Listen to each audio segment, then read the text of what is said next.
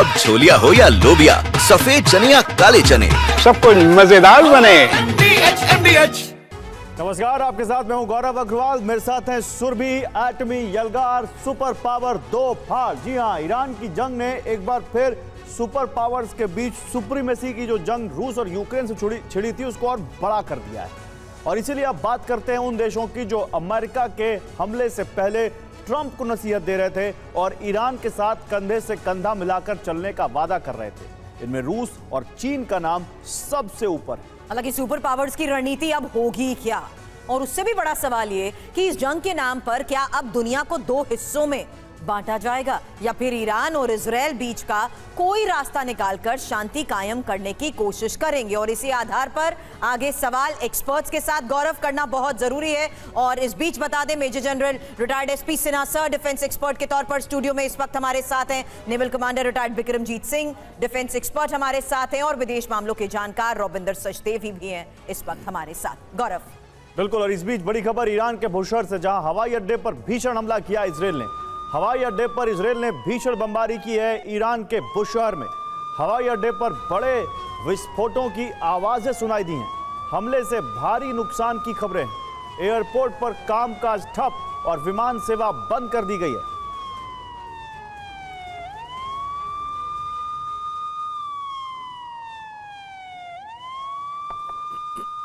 और एक बड़ी खबर है, दुनिया में गहराया परमाणु युद्ध का खतरा, क्योंकि कुछ देश ईरान को परमाणु हथियार देने के लिए तैयार हैं। और पुतिन के करीबी दिमित्री मेदवेदेव का यह दावा।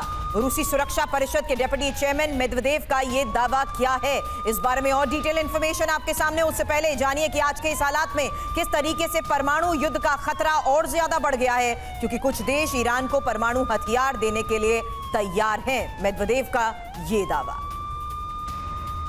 और अमेरिका को रूस ने खुला चैलेंज दिया है। दिमित्री मेदवेदेव का बयान, ईरान में 3 ठिकानों पर हमला करके अमेरिका को क्या मिला। ईरान के महत्वपूर्ण परमाणु ढांचे को मामूली नुकसान पहुंचा है। यूरेनियम संवर्धन अब और खुलेआम होगा। भविष्य में परमाणु हथियार का उत्पादन जारी रहेगा।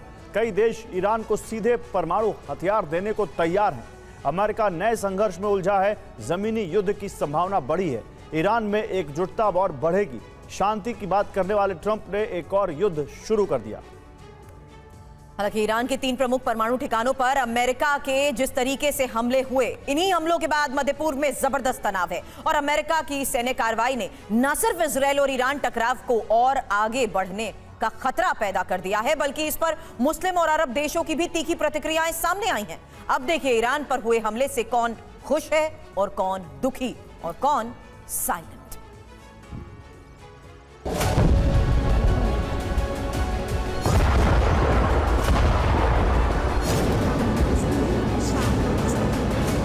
तेल अवीव के हाईवे और इमारतों पर थैंक यू प्रेसिडेंट लिखे हुए बड़े बड़े पोस्टर लगे हैं। ये पोस्टर बताते हैं कि ईरान के परमाणु ठिकानों पर हुए अमेरिकी हमले से इजराइल के लोग कितना खुश हैं। नेतन्याहू ने तो यहाँ तक कह दिया कि ईरान पर अमेरिका का ये हमला इतिहास बदल देगा। नेतन्याहू ने कहा कि पहले शक्ति आती है, फिर शांति आती है।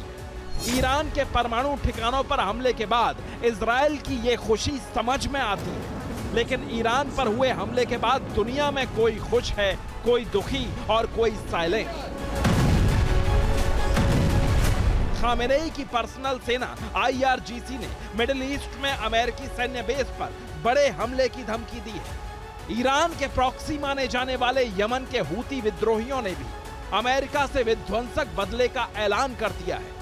हूती नेता याह्या सारी ने कहा है कि ईरान के खिलाफ हमले पर चुप नहीं बैठेंगे। हूती ने रेड सी से गुजरने वाले अमेरिकी जहाजों पर भी हमले की चेतावनी दी है।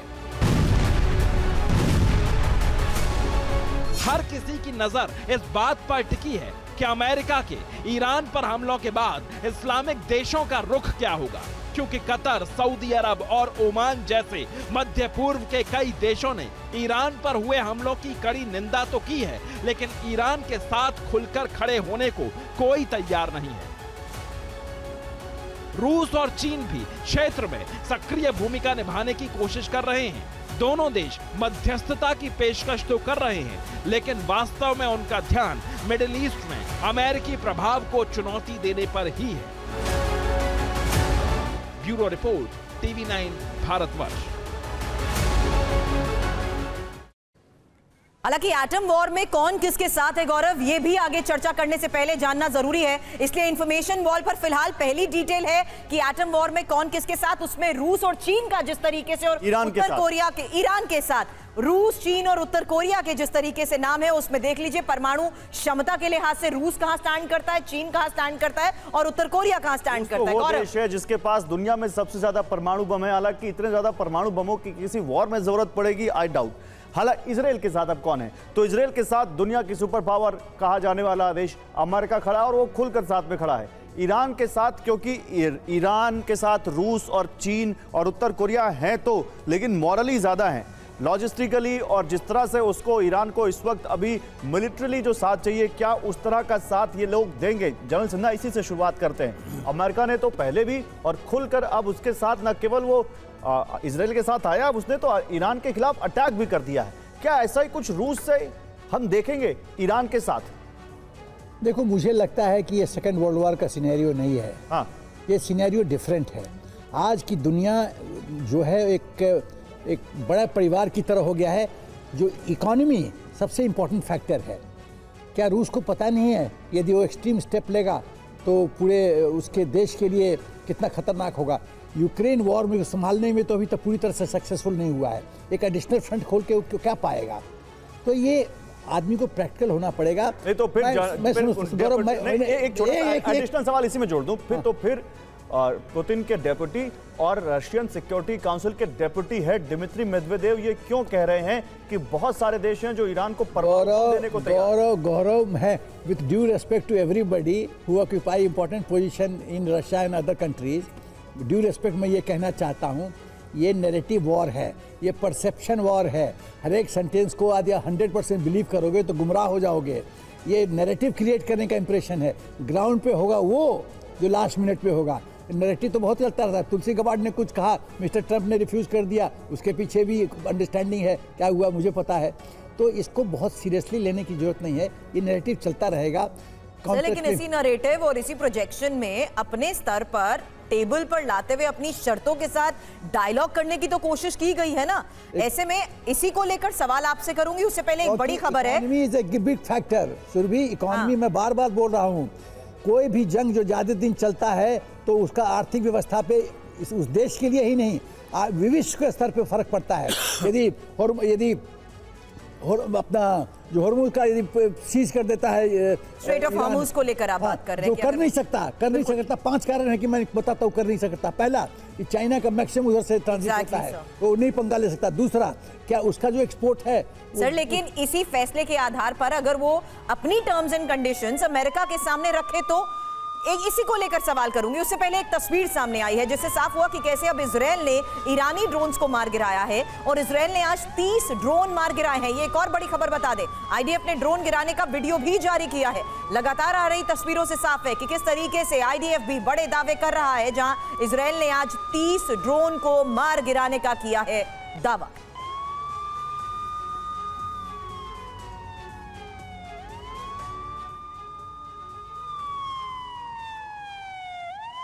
और अमेरिकी हमले के लिए पहले से तैयार था ईरान। ईरान को पता था B-2 बॉम्बर से हमला होगा। हमले से पहले ईरान ने न्यूक्लियर एसेट मूव किए। ओपन सोर्स इंटेल के हवाले से यह सनसनीखेज दावा सामने आ रहा है।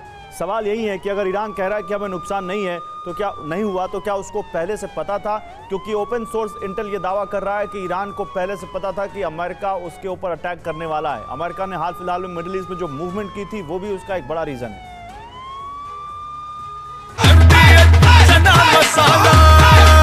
अब छोलिया हो या लोबिया, सफेद चने या काले चने, सब कुछ मजेदार बने।